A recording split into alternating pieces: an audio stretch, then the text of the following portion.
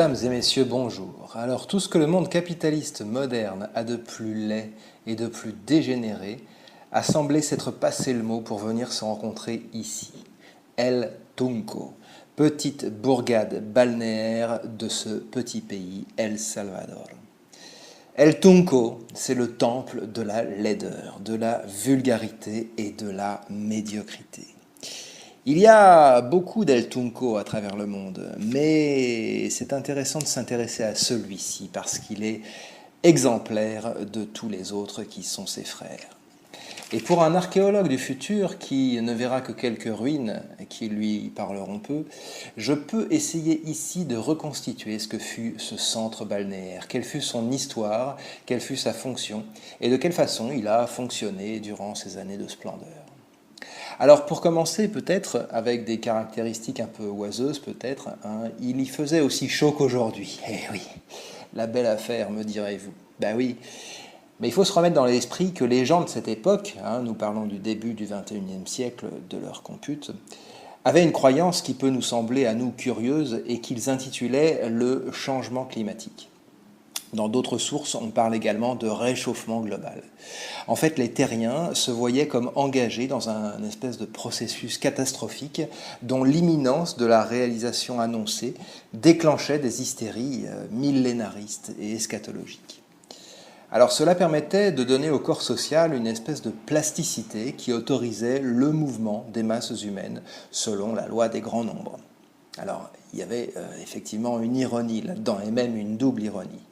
C'est que d'une part, en adoptant la religion de l'individualisme, du désir, du droit de la personne, c'est en faisant ça que l'on parvint à l'uniformité la plus avancée du comportement et de la pensée, et que cette uniformité déboucha sur une gestion efficace du parc humain par les machines.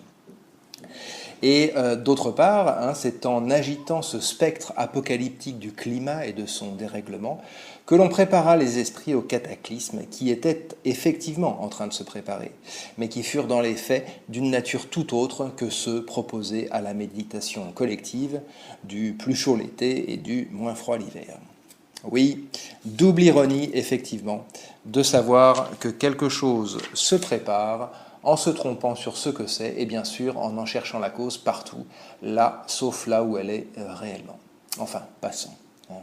Il est vrai qu'il est bien facile, du haut de notre poste d'observation à nous, actuel, de jeter un regard rétrospectif condescendant sur les errances de nos ancêtres bloqués dans ces âges de l'ignorance.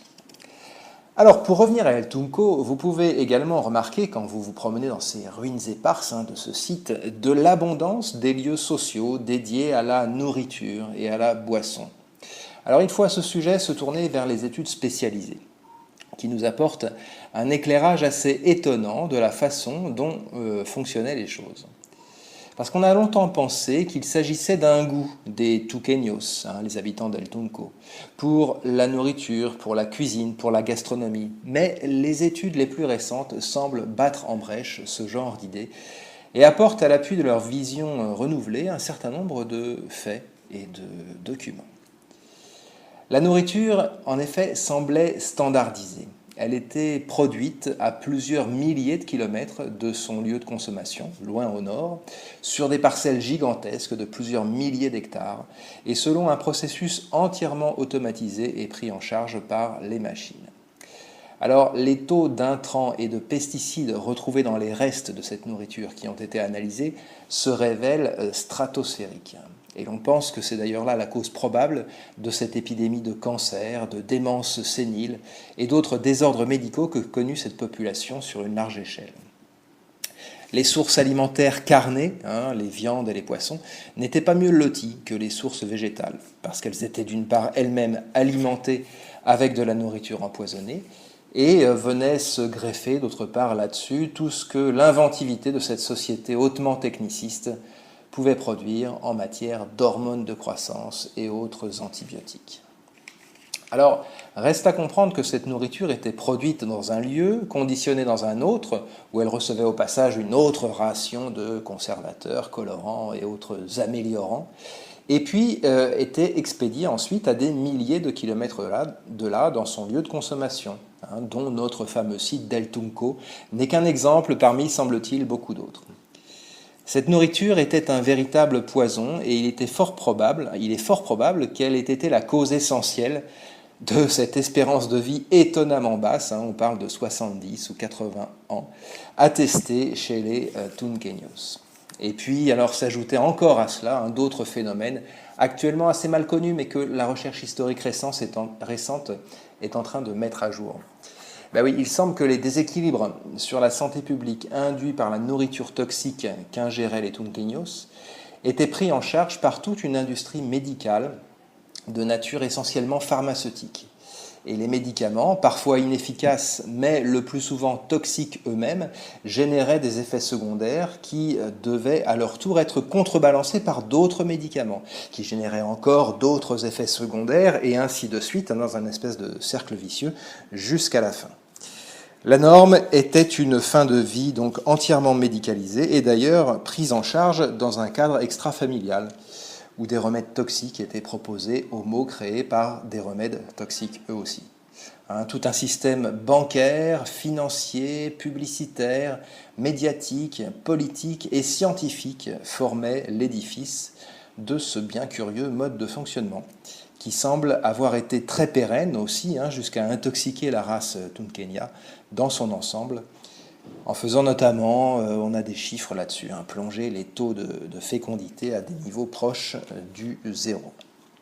Alors, la civilisation Tunqueña est fascinante à bien des égards, et nombreuses sont les études qui s'arrêtent sur tel ou tel aspect de la vie à cette époque. Transport, mobilité, sexualité, surf, religion officielle, religion officieuse et religion cryptique, astronomie, etc., etc. Alors arrêtons-nous, si vous voulez bien, un instant sur l'un de ces aspects, la musique. Alors parce que les études récentes là-dessus fournissent des données quand même assez exploitables et assez intéressantes pour l'historien. Les études récentes, effectivement, s'autorisent à tracer des parallèles entre la façon dont était produite puis consommée la nourriture et la façon dont était produite puis consommée la musique. À la base du processus de création et de production, il y avait la même automatisation, la même prise en charge par les machines, la même vigilance scrupuleuse sur le respect des standards et sur l'élimination de toutes les déviations par rapport à un patron initial, donné une fois pour toutes. Alors, autre paradoxe en passant de cette société du désir qui ne proposait à l'appétit tant matériel qu'artistique ou spirituel qu'une multiplicité ingérable de choix équivalents. Alors cette musique était donc consommée en masse, puis jetée et remplacée par une autre qui se voulait nouvelle et originale, mais qui n'était en réalité qu'une variation par ajustement paramétrique de la précédente.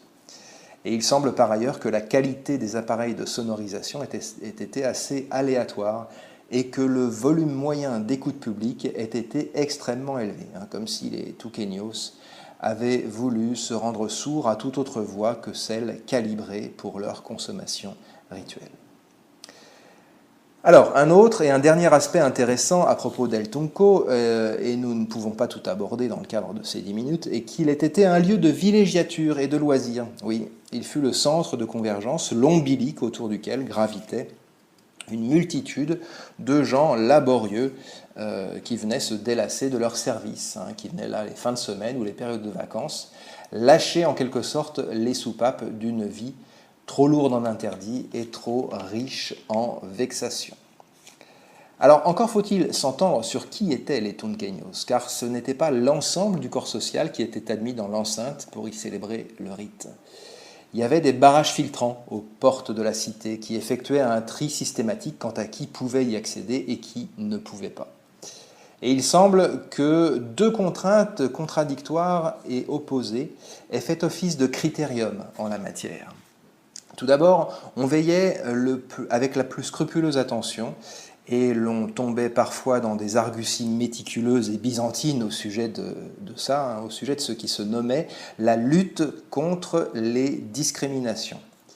Oui, parce qu'il fallait accepter tous les particularismes et toutes les idiosyncrasies, et au besoin les inviter, voire même les susciter, si jamais elles n'étaient pas là d'elles-mêmes. Alors toutes les races devaient y avoir droit de cité, toutes les religions, à la réserve qu'elles ne soient que de surface. tous les sexes, toutes les absences de sexe, tous les changements de sexe, toutes les orientations sexuelles et tous les handicaps aussi y étaient les bienvenus. Toutes les drogues y étaient tolérées et toutes les identités célébrées. Et toutes les inventivités en matière de fragmentation du corps social jusqu'à l'individu et en matière de fragmentation de l'individu en ses parties constituantes y étaient vénérées et promues aussitôt qu'elles apparaissaient et étaient promues au rang d'objet de l'adoration collective. Alors à côté de cette permissivité de rigueur, et pour en faire comme le contrepoids, s'appliquaient des mesures de discrimination extrêmement strictes en matière économique. Alors nous n'avons qu'une vue partielle des dernières décennies de la civilisation d'El Tunco, mais il semble que les méthodes de contrôle en la matière aient évolué rapidement, dans le sens d'un contrôle justement de plus en plus strict. Alors tout d'abord, le filtrage aux portes de la ville était effectué manuellement, en quelque sorte, par des agents humains appelés vigiles, et qui opéraient au faciès, à la reconnaissance faciale. Puis des documents furent ensuite requis, des documents qui attestaient de la situation économique des candidats à l'entrée dans la ville. Ces documents furent bientôt de plus en plus complets, puis miniaturisés, puis dématérialisés, puis intégrés aux données biométriques sous forme de fichiers d'empreintes digitales, par exemple, ou de puces sous-cutanées, ou de reconnaissance faciale automatique, rendant aussi possible l'automatisation complète du processus d'admission à travers tout un réseau de caméras de surveillance, de traçage et de bornes d'accès interconnectées, qui fonctionnaient de façon tout à fait autonome et ne requéraient plus le concours humain. Enfin, ainsi se cristallisa dans le réel cette parole qui avait longtemps paru énigmatique. Aucune transaction ne s'effectuera qui ne soit marquée du nombre de la bête. Mesdames et messieurs, la culture, c'est de la miel.